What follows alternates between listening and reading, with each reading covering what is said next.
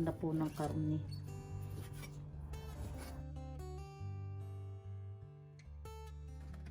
Ayan. Ito po 35 grams na bawang. Isin po natin. Pwede pong dikdikin, pwede pong hiwain ng pino. Calamansi, 5 piraso.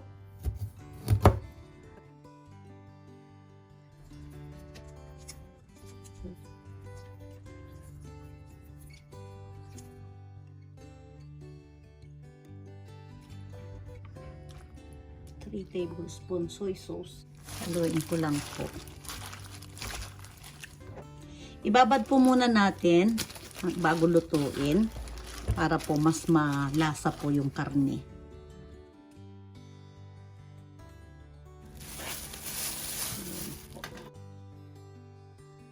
1/4 teaspoon na paminta, bawang. Ito po isang calamansi, sesame oil, pantanggal langsa.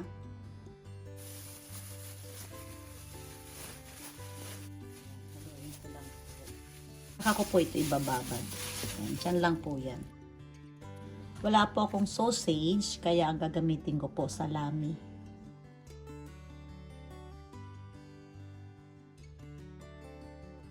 Ito po ang gagamitin kong sausage. Kasi po walang sausage nang galing ng Pilipinas. Dry sausage po ito. Ang tawag po dito ay salami. Mas malasa po ito sa sausage na pangkaraniwang gamit po natin. 3 to 4 tablespoon mantika.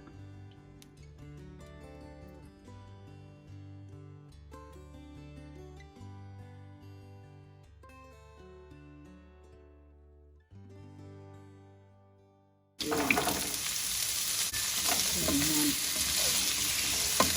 Pareho naman po yan. Panguin ko po muna ito.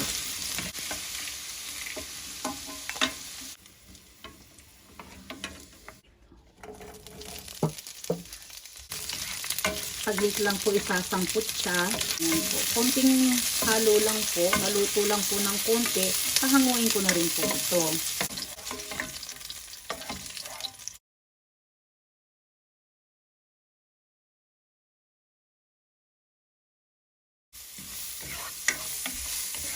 Saglit lang po ang gisa sa bawang.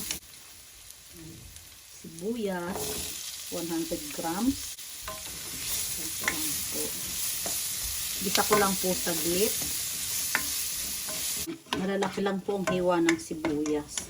Pagka malambot na po yung sibuyas, saka ko po ilalagay ang reno.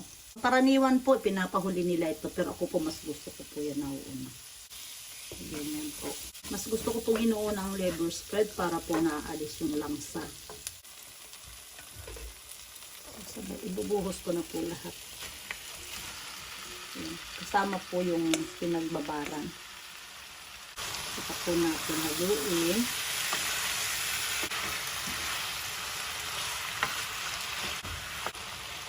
Ilagay ko po itong laurel. Haluin ko lang po. Hayaan ko lang po muna magkatas yung karne. Yung karne po, malambot naman po ito.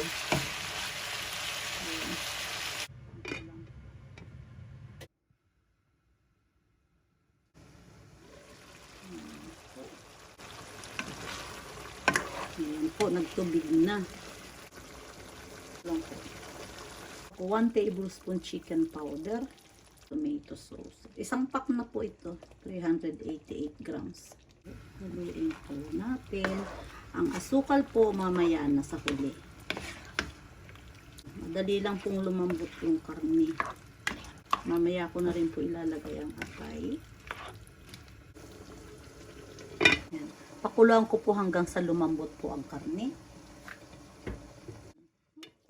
Pulong-pulo. Titingnan po ninyo. Ayan. Ayan po. Bali 2 tablespoon ang sugar. Ayan po natin. Ayan. Tikman ko lang po yung karne kung malambot na. Ito pong ginamit kong karne. Madali pong lumambot. Kaya hindi po ako naglagay ng tubig. Pero pagka kayo po ang nagluto, tingnan nyo na lang po kung pwede pong maglagay ng tubig. Ilagay ko itong patatas. Para po sabay na siyang lumambot pa. Wow, yan. Ayan po. Ilipat ko lang po. Ayan. Hindi ko po isinabay dun sa karne kasi pagka po naluluto ng matagal ang atay, nagiging makunat po. Kaya bukod po ito. Ayan. Itong atay po tamang-tama lang ang timpla. Okay na po ito. Turn off ko po yung kalan. Ilagay ko lang po itong atay. Konting tubig. Sayang po kasi yung lasa ng liver sa kawali. Kaya nilagyan ko po ng tubig. Konti lang naman po. Kulang ko lang po ito ng mga 2 minuto para lang po maluto ng tuluyan yung liver. Lang po ang sabaw nito. Ayan lang po siya. Ayan. Habang niluluto ang liver, ilagay ko na po itong raisin. Ilagay ko na rin po ito. Niluin ko lang po. Ayan.